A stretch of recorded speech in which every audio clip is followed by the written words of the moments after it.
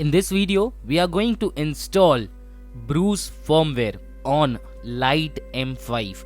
Now this device is a hardware penetration testing device and there are lots and lots of firmwares and how-to videos. It can perform Wi-Fi, Bluetooth, iOS, Android and Windows penetration testing including bad USB.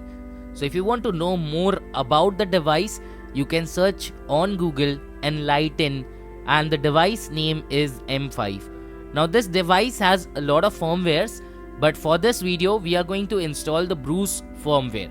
Bruce firmware is a well-known firmware as it supports a lot of devices including the Lite M5. You can get this device for at around 5,000 Indian rupees worldwide, shipping included. Now this device comes in a little packet and you have to install the firmware on your own. There are two things that can be done. You can install a custom firmware with an easy installation method. In this video, I'll be showing you a easy installation method where you can install the firmware with a browser. The installation process is quite simple. You just have to connect a Type-C cable and then visit a website where the installation will take place. Let's start with the installation. Once you get the device actually has a firmware installed.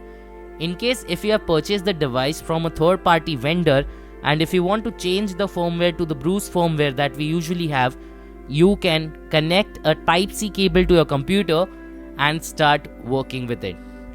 Once you get the device, this is how the device will be packed and you will be able to see a see-through case where you can see the device. Once you open the device, this is how the USB device will look. You have to reboot the device by pressing the up and the down key. Once the device is turned on, this is the first screen that you will see on the device.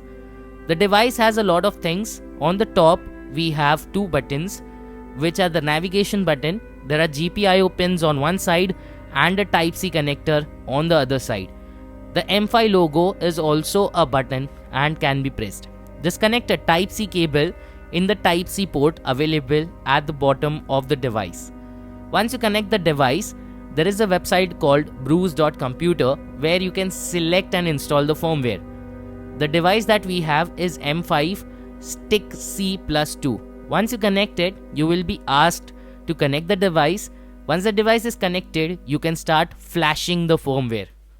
Now in our videos, in the courses that we are going to work on, we are using the Bruce firmware and there are a lot of firmwares that can be installed.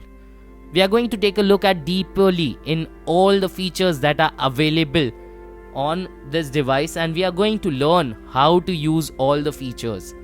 The installation process might take some time. In my case, it took 16 minutes and the installation is quite simple by just using the GUI. The device might reboot sometimes. In my case, the device rebooted twice, and make sure you are selecting erase disk option so that the firmware is installed correctly. Once the installation is complete, your device will boot automatically, and if you want to turn on the device, you just have to press the two buttons, the two navigation buttons on either side of the device. This will turn on the device, and if you want to go back, you can use the same buttons.